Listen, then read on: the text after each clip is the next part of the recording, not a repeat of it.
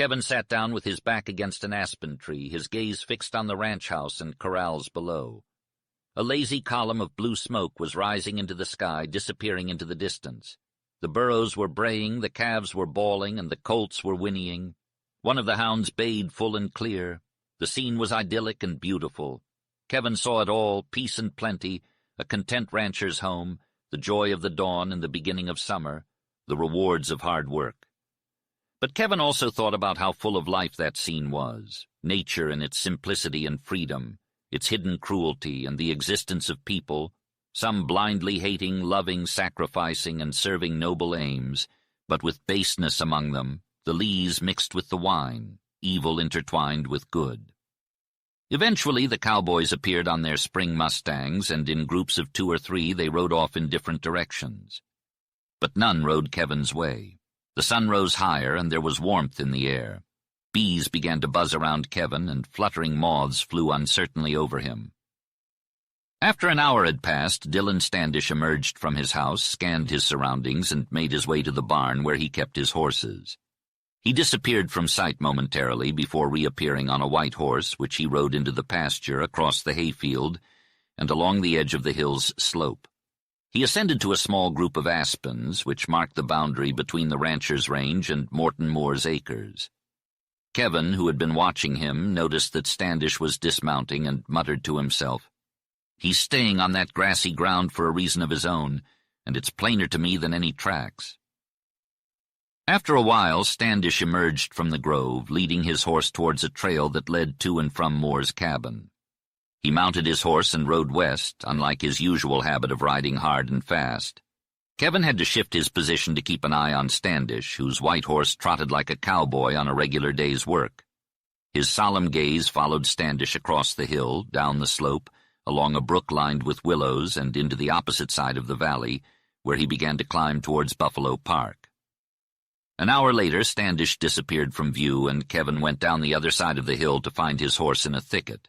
He mounted and rode around to locate the trail that Standish had ridden on. The dust was soft, and the imprint of fresh horse tracks was visible. The left front track was crudely triangular in shape, just like Morton Moore's horse. "Hey there," Kevin muttered as he saw what he expected. "Well, Buster Dillon, it's a plain trail now, damn your crooked soul." The hunter proceeded to follow the trail into the woods, but hesitated once he reached the soft open ground. He knew that men who left crooked trails often set ambushes, but Standish had not made an effort to conceal his tracks. Kevin decided to take the risk and continued on, trusting his eye and ear to outsmart the White Slides Ranch foreman. As he followed the trail, Kevin realized that Standish had been searching for cattle in the thickets. He soon discovered that Standish was driving cattle, causing him to proceed with even more caution. Standish was hiding the tracks of the cattle by staying on the grassy levels and slopes where the sun would dry out any evidence. Kevin had to work hard to find the direction taken by Standish in some areas, but in others he found faint signs of cattle and horse tracks. The morning wore on, with Kevin slowly making his way to the edge of the black timber. In a hollow where a spring gushed forth, he saw the tracks of a few cattle that had stopped to drink, and on top of those the tracks of a horse with a crooked left front shoe. The rider of this horse had dismounted. As Kevin rode through the forest, he noticed an imprint of a cowboy's boot, and nearby were little sharp circles with dots in the center. "Well, I'll be damned," he exclaimed. "I call that mighty cunning. Here they are, proofs as plain as writing that Wilce Moore rustled old Devon's cattle. Buster Dillon, you're not such a fool as I thought. He's made something like the end of Wilce's crutch. And knowing how Wilce uses that every time he gets off his horse, why, the dirty pup carried his instrument with him and made these tracks." Kevin decided to rest and think about what to do next. Was there any reason for following Standish farther? It did not seem necessary to take the risk of being discovered. The forest above was open, and no doubt Standish would drive the cattle somewhere and turn them over to his accomplices. "Buster Dillon's outbusted himself this time, sure," soliloquized Kevin. "He's double-crossing his rustler friend, same as he is Moore, for he's going to blame this cattle stealing onto Wilce, and to do that he's laying his tracks so he can follow them, or so any good trailer can. It doesn't concern me so much now who his partners in this deal are. Reckon it's Smith and some of his gang. Suddenly Kevin realized that Dylan Standish was stealing cattle from his father. "Whew," he whistled softly. "Awful hard on the old man. Who's to tell him when all this comes out? Oh, I'd hate to do it, I wouldn't. There's some things even I wouldn't tell." This realization had a profound effect on Kevin, and he felt himself changing inwardly. It was as if a gray, gloomy, sodden hand, as intangible as a ghostly dream, had taken him bodily from himself and was now leading him into shadows, into drear, lonely, dark solitude where all was cold and bleak. He was on a path that marked the world of tragedy, and he didn't know what to do next. As he trudged along, his boss demanded that he recount his story yet again. Kevin recognized this as his depression, a dark cloud that often loomed over him. He fought it with all his might, as if battling a demon, and he emerged victorious once again. But his forehead was damp with sweat and his heart heavy with sadness when he finally overcame the melancholic hold on his mind. "I think I'll follow this trail tomorrow and see where it leads," he muttered, his voice heavy with gloom.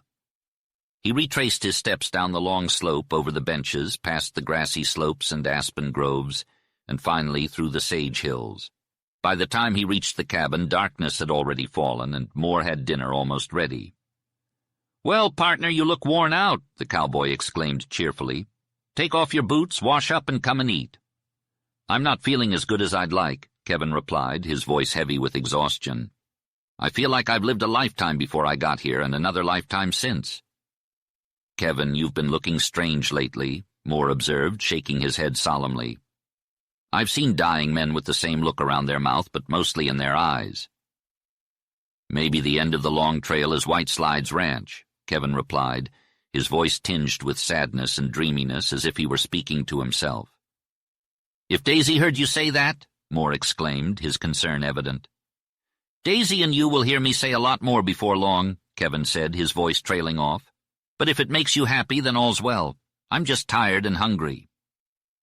That night Kevin avoided sitting by the fire, fearful of the questions from his concerned friend and his own melancholic thoughts. The next morning Kevin woke up feeling refreshed. The sky was a beautiful shade of blue with fluffy clouds floating by, and the sound of birds singing filled the air. However, despite all of this, Kevin couldn't shake the feeling that something terrible was about to happen. As he stepped outside, he saw Daisy riding towards the cabin at an alarming speed. "Aha!" Kevin exclaimed as he saw her approach. Moore, who was nearby, noticed the tone in Kevin's voice and asked, "What's that?" "Look out," Kevin replied as he began to pack his pipe. "Heavens, it's Daisy. Look at her riding, uphill too." Kevin and Moore stepped outside to witness Daisy's arrival. She quickly dismounted her horse and faced them with a stern and resolute expression. The sweetness that once radiated from her was now replaced with a bitter strength, making her almost unrecognizable. "I've not slept a wink," Daisy declared, "and I came as soon as I could get away." Moore was at a loss for words, and the sight of her had left him speechless. It was clear that something terrible had happened. "Mornin', lass," Kevin greeted her, taking her hand. "I couldn't tell you looked sleepy for all you said. Let's go into the cabin." As they entered the cabin, it was evident that Daisy was in a state of high agitation. However, she remained strong and resolute, showing no signs of fear or sadness. Kevin could see the truth in her eyes, the fear and anxiety that was slowly consuming her.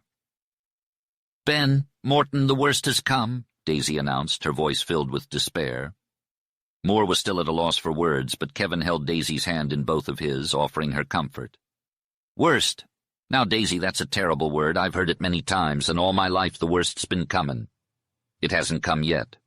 "You're only 20 years old, talking wild like the worst has already happened. Tell me your trouble now, and I'll tell you where you're wrong," said Kevin calmly. "Dylan's a thief, a cattle thief," exclaimed Daisy with a clear and high voice. "Uh-huh. Well, go on," responded Kevin. "Dylan has taken money from rustlers for cattle stolen from his father."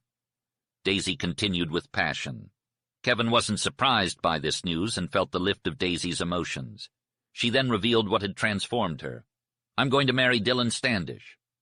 Morton Moore made a move towards her with a cry, but Kevin held him back. "Now, Daisy, tell us all about it," he soothed. Daisy, still upheld by the strength of her spirit, recounted how she had gone out the day before in the hopes of meeting Kevin. She rode over the sage hills, along the edges of the aspen benches, everywhere that she might expect to meet or see the hunter. But as he did not appear, and as she was greatly desirous of talking with him, she went on up into the woods, following the line of the Buffalo Park Trail, though keeping aside from it. She rode very slowly and cautiously, remembering Kevin's instructions. In this way she ascended the aspen benches and the spruce-bordered ridges, and then the first rise of the Black Forest. Finally, she had gone farther than ever before, and farther than was wise. When she was about to turn back, she heard the thud of hooves ahead of her. Pronto shot up his ears. Alarmed and anxious, Daisy swiftly gazed about her. It would not do for her to be seen, yet on the other hand the chances were that the approaching horse carried Kevin. It was lucky that she was on Pronto, for he could be trusted to stand still and not neigh. Daisy rode her horse into a dense cluster of spruce trees that had long branches reaching down. She concealed herself and held her horse, Pronto, still. Soon the sound of hooves echoed in the distance, indicating the approach of several horses. This made Daisy anxious. She peered out of her hiding spot and saw 3 horsemen trotting along the trail, one of them being Dillon Standish. They seemed to be in a heated argument, judging from their gestures and emphatic movements of their heads. They stopped their horses not far from Daisy's hiding spot. The other 2 men with Standish looked rough, with one of them having a dark face disfigured by a terrible scar.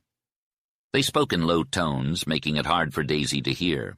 However, she could pick up a word or two, and their actions made the meaning of their conversation clear. The big man refused to go farther, having come too far already. He demanded more head of stock and scorned the measly little bunch that wasn't worth the risk. His anger was directed at Standish for leaving a trail. Standish had little to say and spoke in a low tone. He seemed indifferent and reckless, but demanded money. The scar-faced man's name was Smith.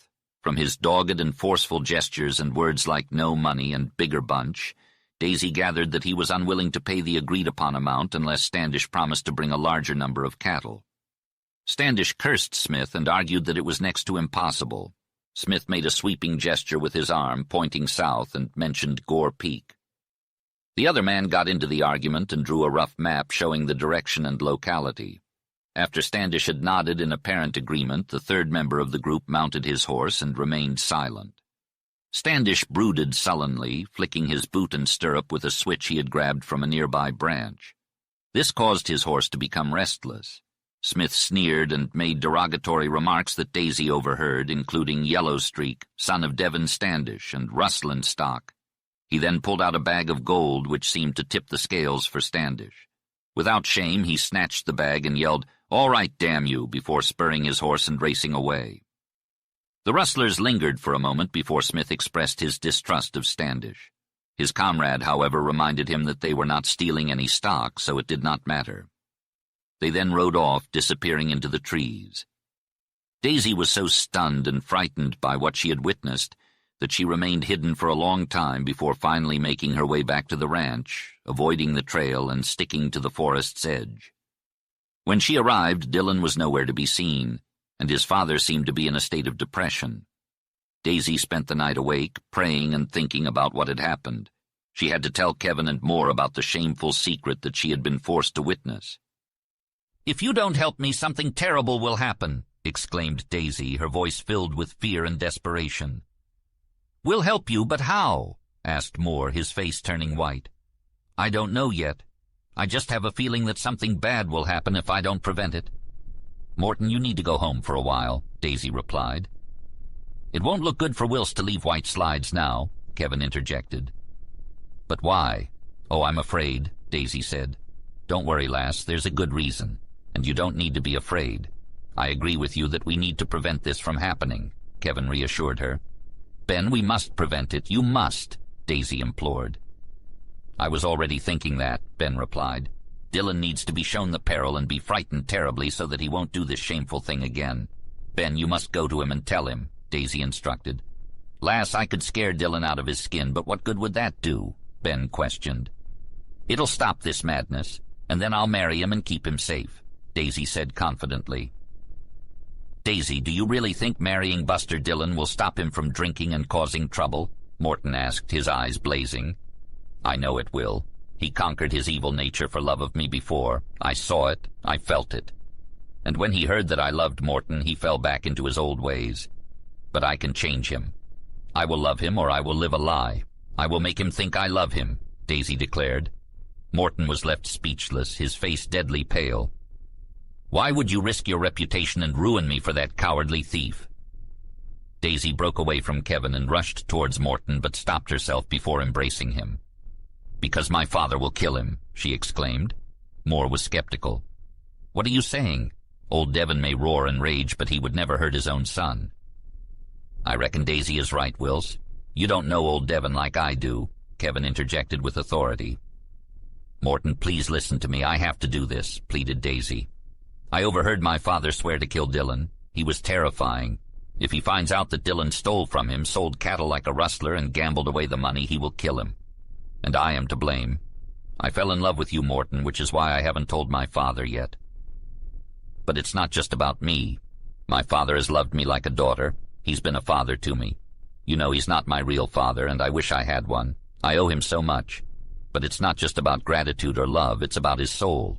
He's a noble man with only one flaw, his love for his son. Should we let him go on a blinded and insane rampage because of his son's failure and ruin? Should we let him kill his own flesh and blood? It would be murder.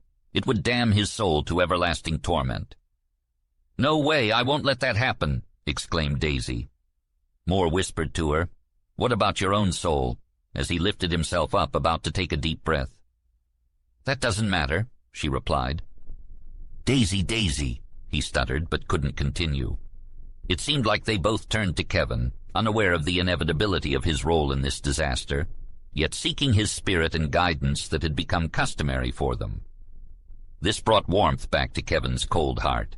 It was his greatest reward. His soul rose intensely and implacably to the occasion. "Daisy, I will never let you down," he said, and his gentle voice was deep and full. "If Dillon can be scared into stopping his mad ride to hell, then I'll do it. I'm not promising as much for him, but I swear to you that old Standish's hands will never be stained with his son's blood." "Oh, Ben, Ben," she cried with passionate gratitude. "I will love you and bless you all my life." "Hush, lass, I'm not one to be blessed. And now you must do as I say. Go home and tell them you'll marry Dillon in August, say August 13th. "So long. Oh, why delay it? Wouldn't it be better and safer to settle it once and for all?" "No one can tell everything, but that's my opinion." "Why August 13th?" she asked with a strange curiosity. "An unlucky date." "Well, that date just happened to come to my mind," replied Kevin in his slow, soft voice of reminiscence. "I got married on August 13th, 21 years ago. And Daisy, my wife, looked a bit like you. Isn't that strange? It's a small world. And she's been gone for 18 years. "Ben, I never thought you had a wife," said Daisy softly, placing her hands on his shoulder. "You must tell me about her some day.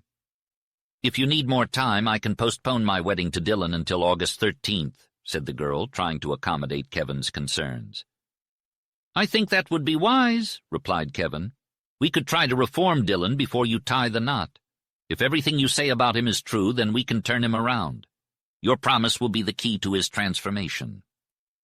"So, is it settled then?" "Yes, my dear friends," the girl said, her voice trembling with anxiety now that the ordeal was over. Morton Moore stood at the door, lost in thought as he looked out at the gray slopes.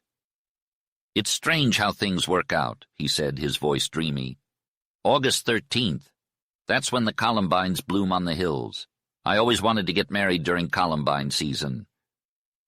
Suddenly he snapped out of his reverie and his tone turned passionate. "But I still mean it. I'll never give up hope of winning you over." Chapter 16. Kevin watched as Daisy rode down the slope on her way home, and he found himself deep in thought.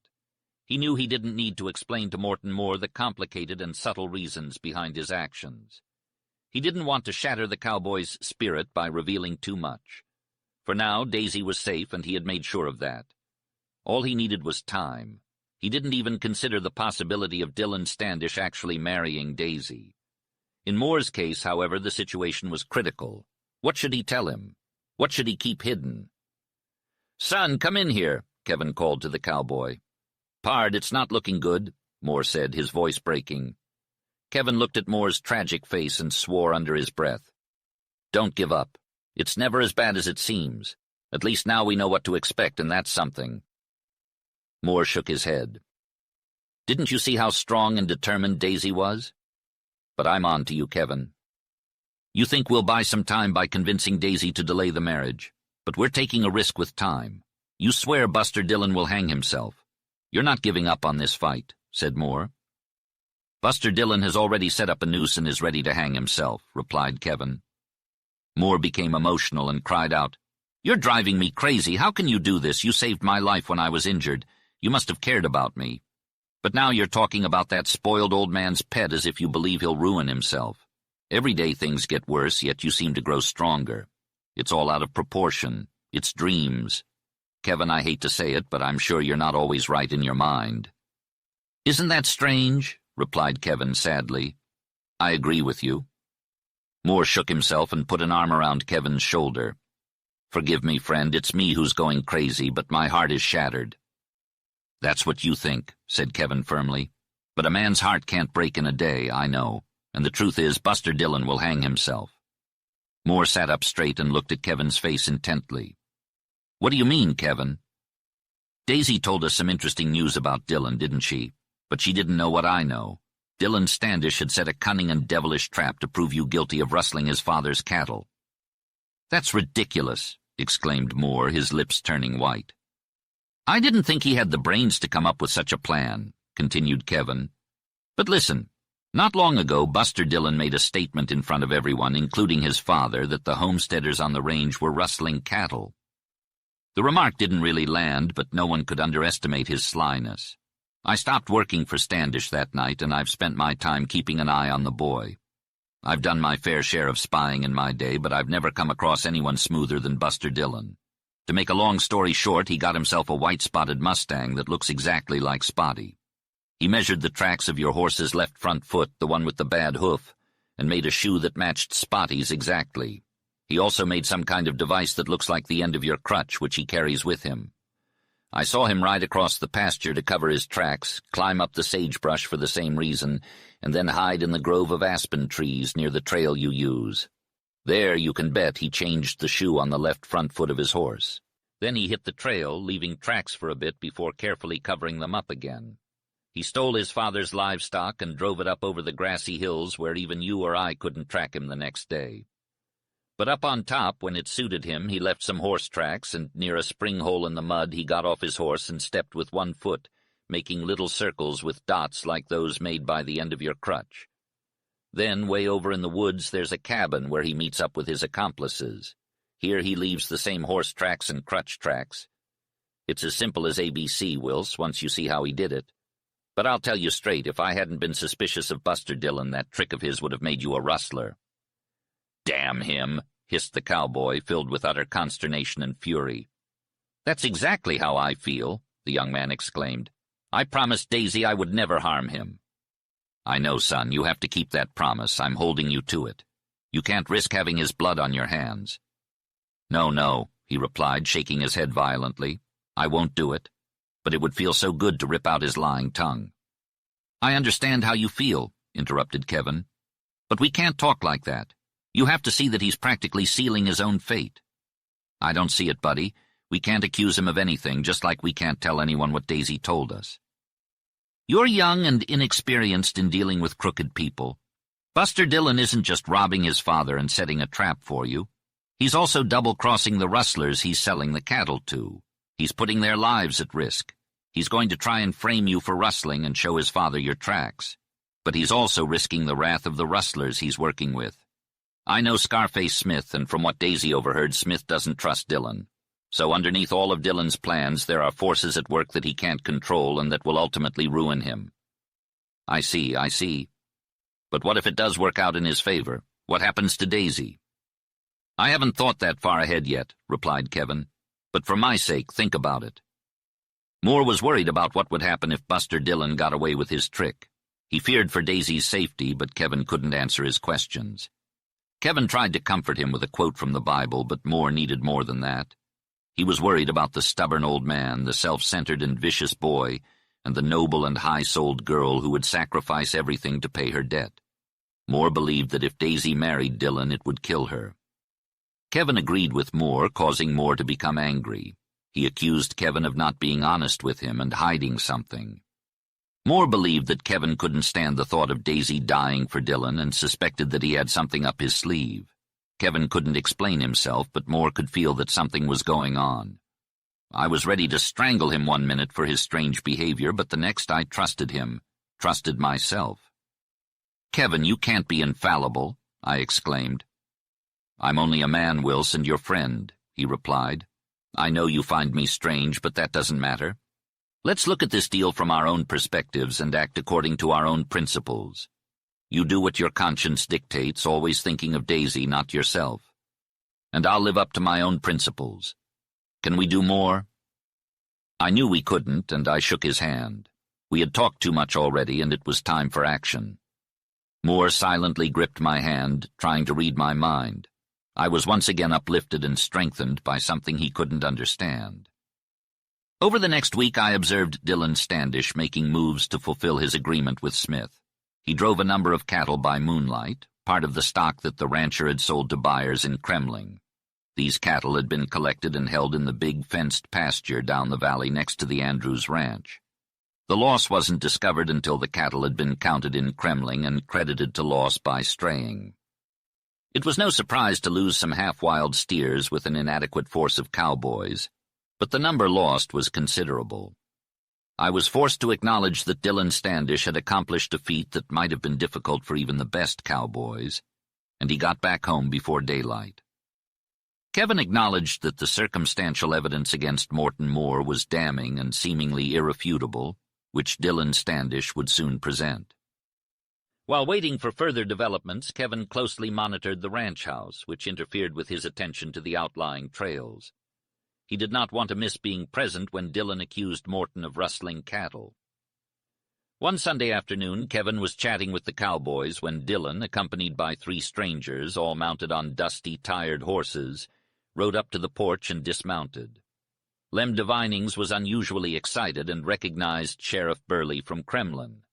The cowboys exchanged curious glances and turned to Kevin for his opinion.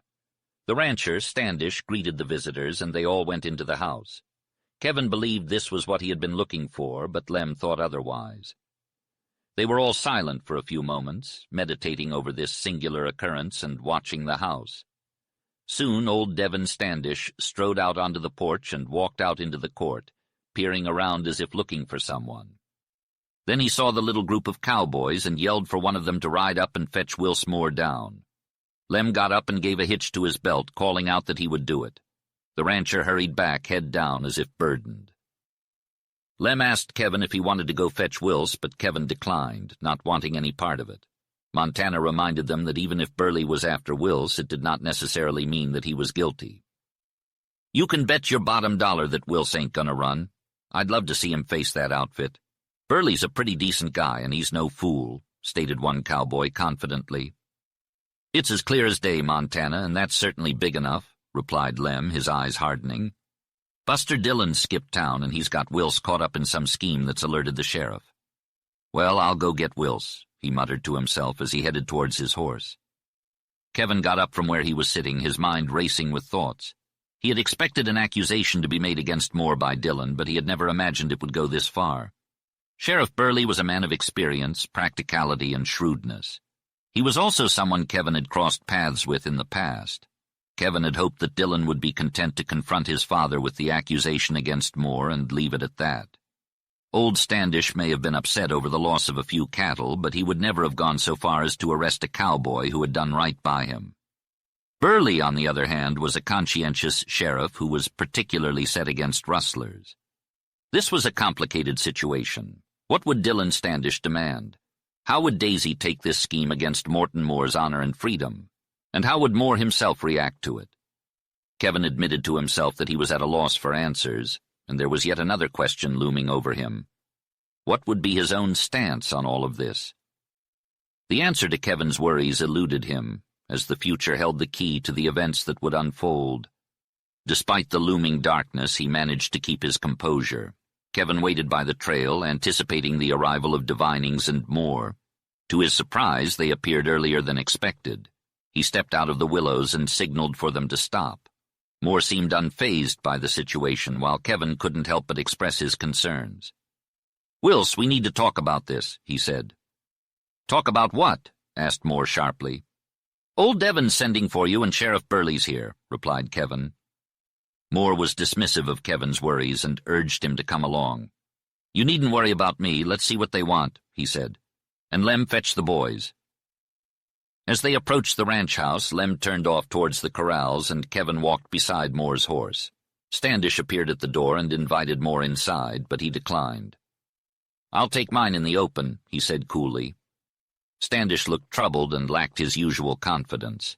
He called for the men inside, and 3 strangers emerged, led by a tall man in black with sandy hair and clear gray eyes. He had a drooping mustache that failed to conceal his stern lips and rugged chin.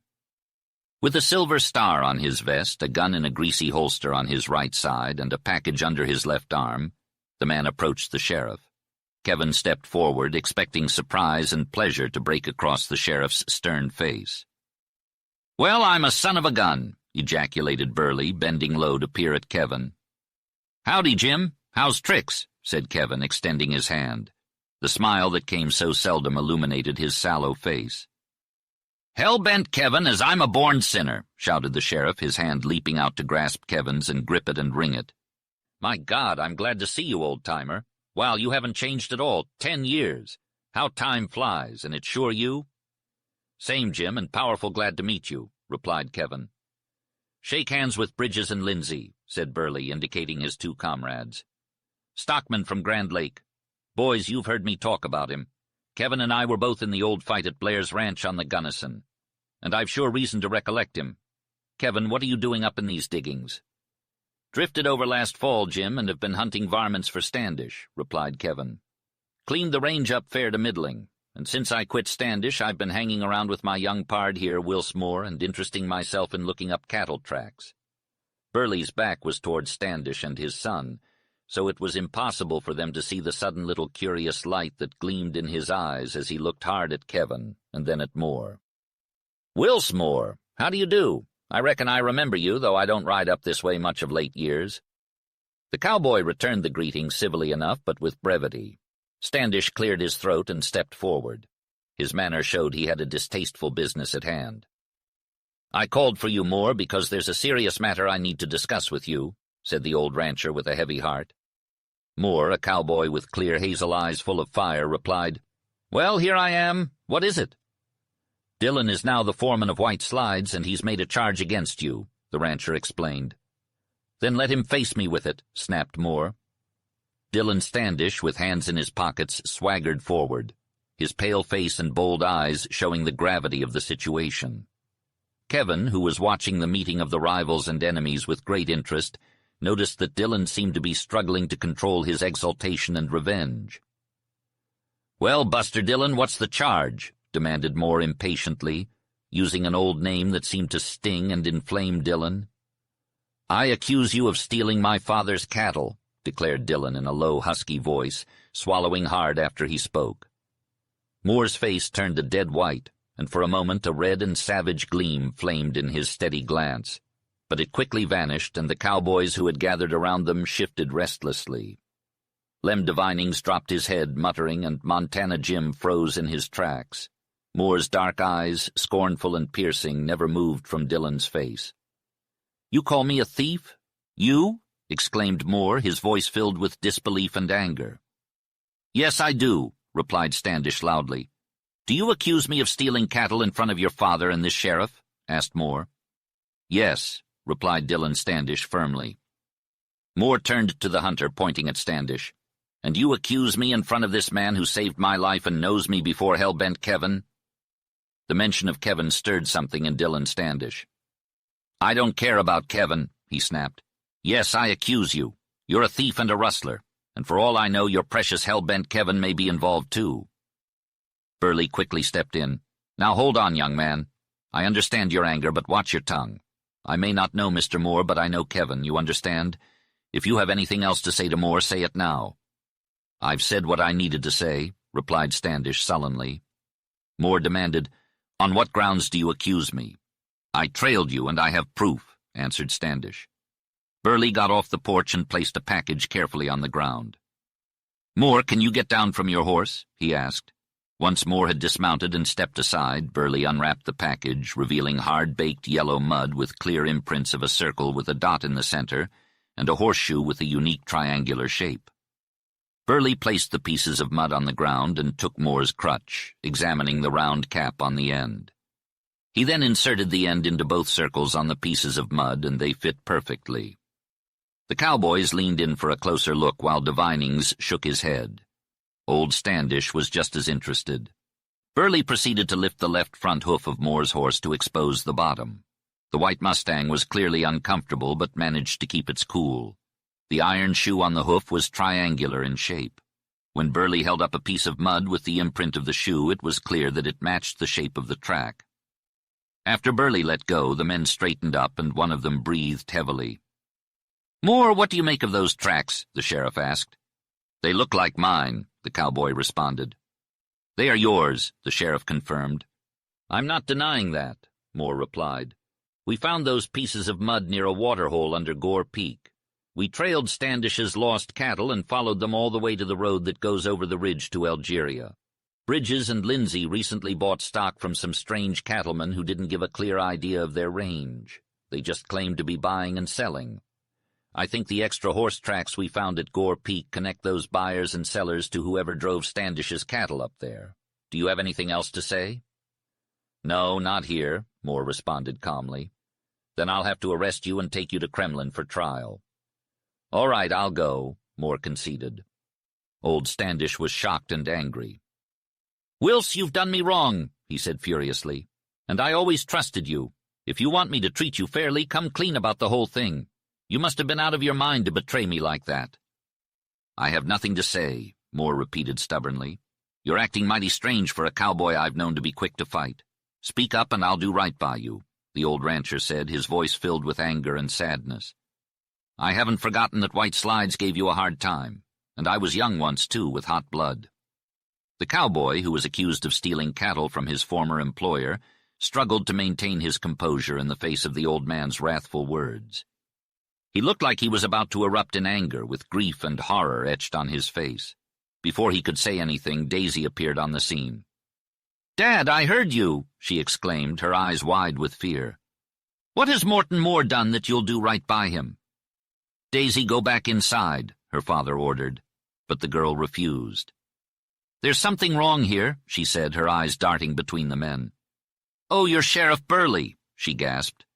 "That's right, miss. And if young Moore is a friend of yours, I'm sorry I had to come here," Burley replied. Kevin, the cowboy, felt a thrill at the sight of the girl. She was alive, sharp and growing white with anger, beginning to understand what was going on. "He was more than a friend not long ago. What has he done? Why are you here?" Daisy demanded. "I'm arresting him," the sheriff said bluntly. "Oh, for what?" Daisy cried. "Rustling your father's cattle," Burley said, his voice heavy with regret. Daisy was stunned. "Oh, there's been a terrible mistake," she protested. "I hope so, miss," Burley said, looking embarrassed. "But it doesn't look good for Moore. Look here, at the tracks of his horse. The shoe on the left front foot is crooked. That's his horse's shoe, and he admits it." As I examined the little circles and dots, my mind raced with possibilities. I discovered them way over at Gore Peak alongside the tracks of the stolen cattle. There were no other tracks to be found, Miss Daisy. She questioned me with piercing eyes. "Who led you to that trail?" I replied, "Dillon did. He found it first and rode to Kremlin to fetch me." "Dillon Standish?" she exclaimed, bursting into a wild and furious laughter. She sprang at Dillon like a tigress, as if to tear him apart. "You put the sheriff on that trail. You accuse Morton Moore of stealing Dad's cattle." Dillon, in a hoarse voice, responded, "Yes, and I proved it." "You proved it? So that's your revenge? But you'll have to deal with me, Dillon Standish, you villain, you devil, you—" Suddenly she recoiled with a strong shudder. She gasped. Her face turned ghastly white. "Oh, my God! Horrible, unspeakable!" She covered her face with her hands, and every muscle in her body seemed to contract until she was stiff. Then her hands shot out to Moore. "Morton Moore, what do you have to say to the sheriff, to Dillon Standish, to me?" Moore gazed at her with a look that could have pierced her soul, filled with love, meaning, and eloquence. "Daisy, they have the proof. I'll take my punishment. Your dad is a good man. He'll go easy on me." "You lie," she whispered, "and I'll tell you why you lie." Moore did not display the shame and guilt that one would expect with his confession. Instead, he showed an agony of distress. He reached out to Kevin, begging for help. Kevin knew that Daisy was about to reveal the shameful truth to Dylan Standish. She was quickly rising to that moment. She was terrible and beautiful to behold. "Daisy," said Kevin with a voice that he knew had a strange power over her, with a clasp of her outflung hand. "That's enough. This is a man's game. It's not for a woman to judge. Not here. This is Wils's game, and it's mine. I'm his friend. Whatever trouble or guilt he's facing, I'll take it on my shoulders, and it'll be as if it never happened." Daisy moaned and wrung her hands, struggling with the weight of it all. "I must be mad or dreaming. Oh, Ben," she cried. "Stay strong, Daisy. It's tough, I know. Wills was your friend and playmate for so many years it's hard to believe. We all understand. Now go inside and don't listen to any more or look any more," Ben comforted her. He led her to the door of her room and whispered, "I will save you, Daisy, and Wills, and the old man you call Dad." He then returned to the silent group in the yard. "Jim, if I can prove that Wills Moore was in Kremlin on the day you claim he wasn't, will you leave him with me?" "Well, I sure will, Kevin," Jim replied heartily. "I object to that," Dylan Standish interjected. "He confessed. He's got to go to jail." "Well, my hot-tempered young fella, there ain't no jail closer than Denver. Did you know that?" Burley retorted with dry humor. "Moore's under arrest, and he'll be just as well off here with Kevin as he would be with me in Kremlin, and a damn sight happier." Kevin mounted his horse, and Burley walked alongside him as they started back home. They hadn't gotten far when Kevin's sharp ears caught the words, "Say, Standish, I don't think you or your son understand this Kevin guy." "Well, I reckon not," the old rancher replied. His son let out a bitter, scornful, and unsatisfied laugh. Chapter 17. Gore Peak stood tall as the highest point of the Black Range, stretching for miles to the west of Buffalo Park. It was a smooth, rounded dome, thick with trees and easily seen as a landmark from the surrounding area. The entire eastern slope of the range was covered in an unbroken forest of spruce and pine that extended down to the valley's edge. This valley gradually narrowed as it approached Buffalo Park, its source. Several well-worn trails crisscrossed the area, including one that followed Red Brook down to Kremling, another that crossed from the park to White Slides, and a third that traversed the divide down to Algeria. The only known trail to Gore Peak branched off from the valley and wound around to the mountain's south side, which was more accessible. The vast expanse of wooded ridges, benches, ravines, and swales west of Buffalo Park was incredibly rugged and untamed. This was the buffalo's hiding place from hunters, and they remained safe until they ventured out into the parks again.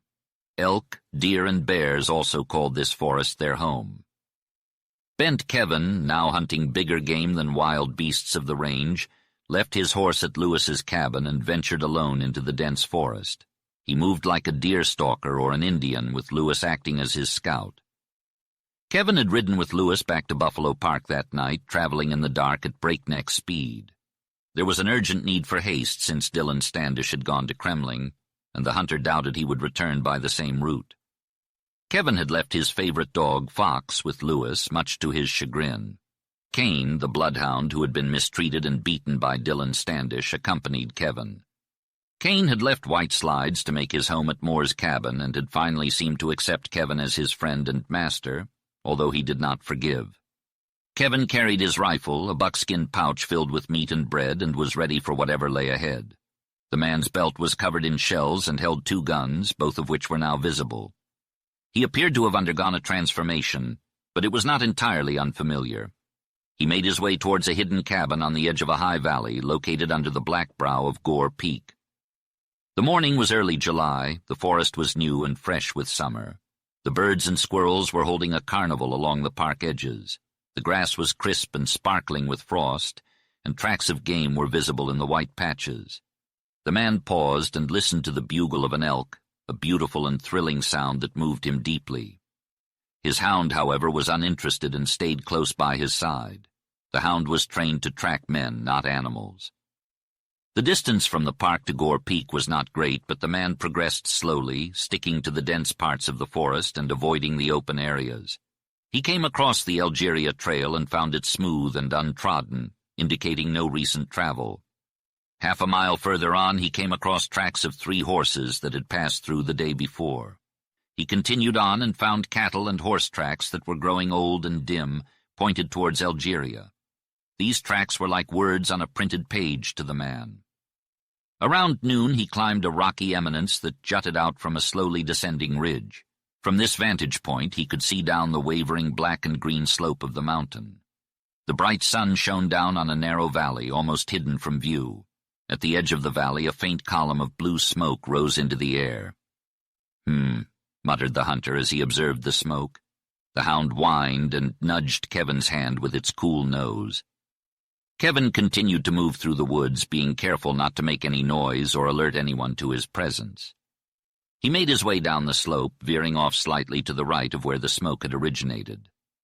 While the presence of rustlers in the cabin was important, Kevin was more concerned with the possibility of Dylan Standish being with them or meeting them there.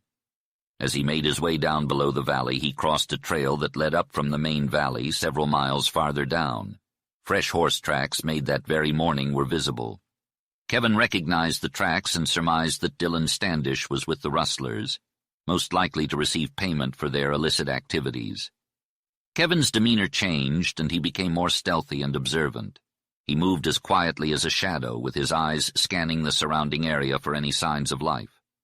The hound, with its hair standing up on its back, followed closely behind, alert and watchful. Kevin was certain that the rustlers had someone keeping watch, so he kept uphill above the cabin. He made his way through the thick underbrush, which was made up of dense, matted clumps of pine and spruce. Eventually, he was able to see the cabin and the narrow, grassy valley beyond it. To his relief, the horses were grazing and unsaddled. No men were in sight, but there may have been a dog. The hunter advanced cautiously, his senses on high alert. He scanned his surroundings with a sharp eye, taking note of every detail. As he approached the cabin, he couldn't help but wonder if there was a dog nearby. He paused for a moment, pondering the possibility. If there was a dog, it would surely give an alarm if it sensed danger. Finally, the hunter reached his objective point. He was just 80 paces away from the cabin, with an open aisle leading straight to the door. On his left were thick, small spruces with low-spreading branches that extended all the way to the cabin, effectively screening 2 walls of it. The hunter knew exactly what he had to do. Without hesitation, he laid down his rifle and tied his hound to a little spruce, patting him and whispering for him to stay quiet. Then the hunter checked his belt guns, preparing for the worst. He knew that he might need them soon, and he wasn't afraid of the possibility. He stooped low and entered the thicket of spruces, moving swiftly and silently with the gliding steps of an Indian. The soft spruce-matted ground didn't make a sound as he walked, and the branches didn't brush against his body. In some cases, he had to bend the boughs to avoid making noise. As he approached the cabin, he smelled a mingling of wood and tobacco smoke. He heard low, deep voices of men, the shuffling and patting of cards, and the musical click of gold. The hunter rested on his knees for a moment, deliberating his next move. Everything was exactly as he had expected, and luck was on his side. The gamblers were absorbed in their game, and the door of the cabin was just around the corner. He could either glide noiselessly to it or gain it in a few leaps. The hunter considered the position of the men inside and their weapons, trying to decide which method to use. As he rose silently, Kevin approached the wall and peered through a gap between the logs. The sun shone brightly through the windows and door, illuminating Dylan Standish, who sat on the ground facing away from Kevin. He was in his shirt sleeves, his pale face revealing the agony of defeat and the gambling fever that had taken hold of him. Smith sat opposite Standish with his back to Kevin while the other 2 men completed the square. The men were close enough to easily reach for their cards and gold. Kevin quickly took in the scene before him, scanning for any small details he might have missed. He noticed that Standish was unarmed, while Smith's belt and gun lay out of reach on the clay floor. The other 2 rustlers wore their weapons, but Kevin was certain he knew what to expect from them. After a moment's hesitation, Kevin crouched low and gently pushed aside the spruce boughs, stepping out of the thicket and into the open. With 2 noiseless bounds, he was inside the door. "Howdy, rustlers, don't move," he called out. The sudden appearance of Kevin and the sound of his voice stunned the 4 men. Standish dropped his cards, his jaw gaping open. The men did not make any other visible movements. "I'm in a talking mood, and the longer you listen, the longer you'll live," Kevin warned. "But don't move." "We ain't moving," Smith replied. "Who are you and what do you want?" It was strange that the rustler leader had not yet seen Kevin, who had moved quickly and now stood directly behind him. Smith sat very still, perhaps having encountered similar situations before. "Who are you?" Smith demanded hoarsely. "You ought to know me," Kevin replied in his cold, deep voice. "I've heard your voice somewhere, I'll bet on that," said the rustler, eyeing Kevin suspiciously. "Sure thing. You ought to recognize my voice, Cap," replied Kevin. The rustler jumped at the sound of the nickname, but quickly regained his composure. "Cap, you calling me that?" he asked, still on edge. "Yeah, we're old friends, Cap Folsom," Kevin said with a grin. The silence that followed was tense. The rustler's breathing grew heavier, and his face turned red with anger. His 2 comrades watched on, their eyes darting back and forth. Standish, who had been terrified at first, began to calm down. "You've got me, but who are you?" Folsom asked, his voice husky. Kevin remained silent, and Folsom grew more agitated. "Who in hell is that man?" he yelled, not expecting an answer. "He's Kevin," Standish interjected. "He's the friend of Wills Moore. He's the hunter I told you about who worked for my father last winter." "Kevin, what?" Folsom trailed off, trying to remember. "Yes, it is Cap," Kevin interrupted. "It's the old boy that spoiled your handsome mug long ago." Folsom gasped in horror, his face turning pale. He instinctively reached for his gun, but froze midway. "Careful, Cap," warned Kevin. "It'd be a shame not to hear me talk a little. Turn around now and greet an old pard of the Gunnison days." Folsom slowly turned his head as if under a spell. "By God, Kevin," he exclaimed, his voice trembling. Despite the fear in his eyes, Folsom was no coward. Despite the hunter's order, given as he stood there with his gun drawn and ready, Folsom turned back around, angrily throwing the deck of cards in Standish's face. He cursed terribly. "You spoiled brat of a rich rancher, why didn't you tell me that varmint hunter was Kevin?" "I did tell you," shouted Standish, his face red with anger. "You're a liar. You never said Kevin W.D.E. right out, so I'd hear it, and I'd never passed by Hellbent Kevin." "That name made me tired," replied Standish with contempt. "Haw, haw, haw," bawled the rustler. "Made you tired, huh? Think you're funny? Well, if you knew how many men that name's made tired and tired for keeps, you wouldn't think it so damn funny. Say, what are you giving me? That Sheriff Burley tried to tell me and Dad a lot of nonsense about this Kevin.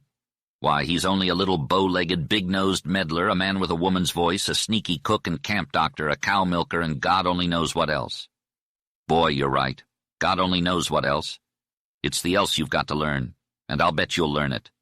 Kevin, have you changed or grown old that you let a pup like this talk like that?" "Well, Cap, he's very amusing just now, and I want you all to enjoy him. Because if you don't force my hand, I'm going to tell you some interesting things about this Buster Dillon. Now will you be quiet and listen and answer for your comrades?" "Kevin, I answer for no man. But as far as I've noticed, my comrades aren't eager to make any loud noise," Folsom replied, indicating his companions with sarcasm. The red-bearded one, a large-framed and gaunt-faced man, wicked and wild-looking, spoke out. "Say, Smith, or whatever your right handle is this a game we're playing?" "I reckon, and if you turn a trick, you'll be damn lucky," growled Folsom. The other rustler did not speak.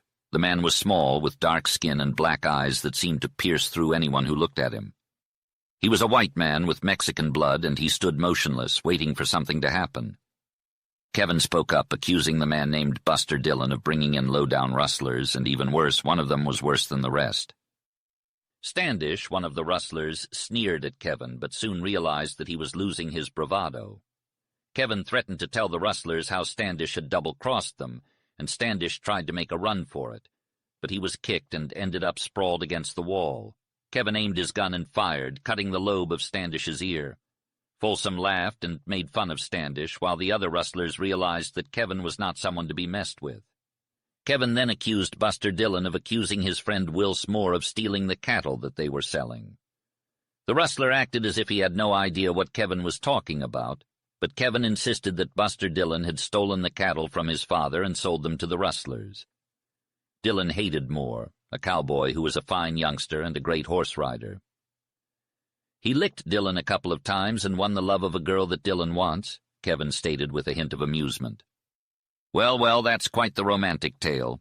But I must say, Buster Dillon, I'm getting some strange notions about you." Standish was slumped against the wall, wheezing and sweating profusely. His forehead remained bold and confident, but his eyes betrayed his fear, and his mouth and chin quivered with weakness. He stared at Kevin with a sense of dread. "Listen up, all of you," Kevin continued, his tone firm. "Dillon stole cattle from his own father. He's a thief at heart, but he had a double motive. He deliberately left a trail of tracks behind him. He made a horseshoe that was crooked, just like the one on Wills Moore's horse, and he put it on his own horse. He also made a little iron ring with a dot in it, and he left those tracks too." "By God, I've seen those funny tracks," Folsom exclaimed. "I saw them at the water hole and right here in front of the cabin. I knew Dillon made them somehow, but I didn't think anything of it. His white horse has a crooked left front shoe." "Yes, that's because Dillon takes off the regular shoe and nails on the crooked one," Kevin explained. "I followed those tracks, and they led me here to your cabin, Standish. You made them with a purpose.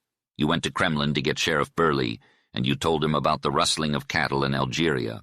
You brought him up to White Slides to accuse Wills Moore, and you led him right to this cabin and to the trail where you drove the cattle over the divide." Kevin's words hung heavy in the air, and everyone in the room was silent. The truth had been revealed, and there was no denying it. The tension was palpable, and everyone was waiting to see what would happen next. After discovering the tracks of the stolen goods, Burley was tasked with digging out some mud cakes to bring down to White Slides. Buster Dillon accused Moore of the theft, and Burley arrested him. The trial was set to take place the following week in Kremlin. Folsom expressed his surprise at the revelation, admitting that he knew the young man was stealing from his own father. He had assumed that Moore was simply a natural-born honest rustler with a penchant for drinking and gambling. However, he had clearly double-crossed Folsom, and his chances of swinging were high if Kevin hadn't intervened. Folsom demanded a gun to take revenge on Standish, but Kevin refused to give him one. Folsom cursed his comrades and urged them to kill Standish, but neither of his lieutenants agreed to act on his orders. A tense silence filled the air as the situation hung in the balance. "I've been a gambler my whole life, and a damn good one at that," declared the leader of the rustlers, his words at odds with his tone. "But I'll make one last bet." "Go ahead, Cap. What's the wager?" replied the cold voice, still gentle but with a different inflection. "By God, I'll bet all the gold here that hell-bent Kevin wouldn't shoot a man in the back." "You win," came the calm response. The rustler stood up slowly and deliberately kicked Standish in the face. "There, I'd like to have a reckoning with you, Buster Dillon," he said. "I ain't dealing the cards here, but something tells me that as shaky as I am in my boots, I'd rather be in mine than yours." With that, he turned to face the hunter. "Kevin, I've got no hunch on your game, but it's slower than I remember." "Why, Cap, I was just in a talking mood," replied Kevin. "Hell, you're up to some dodge. What do you care if I find out that pup double-crossed me? You won't let me kill him. I wanted him to learn what real men thought of him." "Aha. Well, now that I've enlightened him, what's the next move?"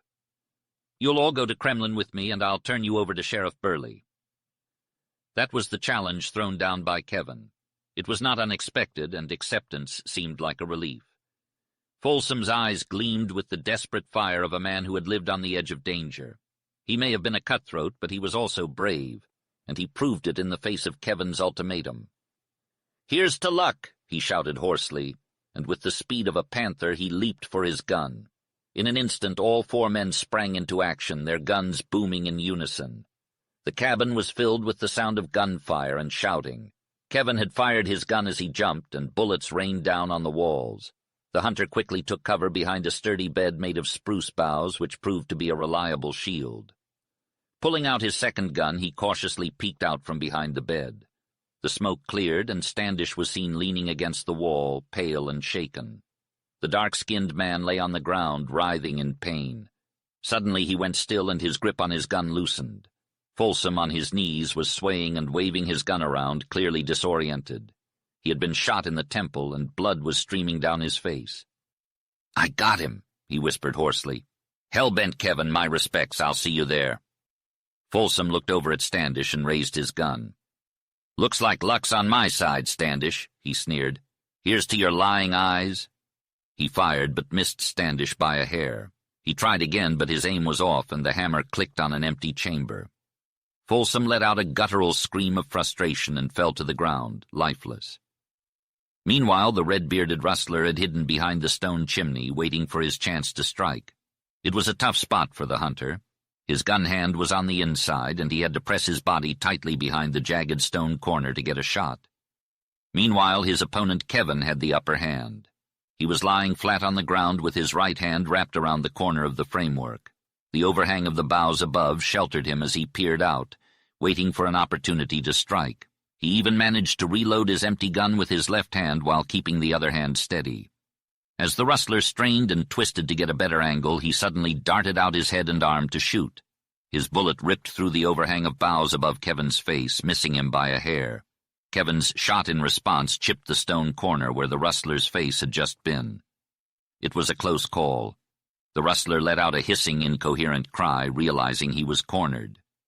In his desperation, he projected his left elbow beyond the corner of the chimney, giving Kevin the perfect opportunity to shatter his arm with a quick shot.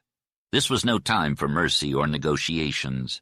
The long-standing feud between the vicious and the righteous in the West had taught them to be tough and unforgiving. The rustler writhed in agony, twisting almost clear around with his gun in hand, trying to pry open the crack between two stones. After aiming at the narrow strip of Kevin's shoulder visible above the framework, he shot and hit his target. Kevin crouched lower to avoid the bullets that tore and splintered the boughs dangerously close to his head. The rustler's fatal mistake was not seizing the moment to rush out and finish off his adversary. Instead, he shot again and again, splintering the boughs and missing his target. It was only a matter of time before Kevin would retaliate with a deadly blow. The rustler had a difficult task ahead of him, reloading his gun while trying to maintain his position. Despite the laborious and painful process, he managed to do it, but his panting gave away the effort it took. In a moment of vulnerability, the rustler's knee was exposed, and Kevin took advantage of the opportunity, firing and breaking it. The rustler stumbled but did not cry out, even though he could no longer hide from Kevin. With a courage that belied his cause, the rustler charged out of hiding, gun in hand. His fierce appearance was terrifying, with his red beard and gaunt, baleful face. He stumbled and fell while firing his gun, but it was no match for Kevin's.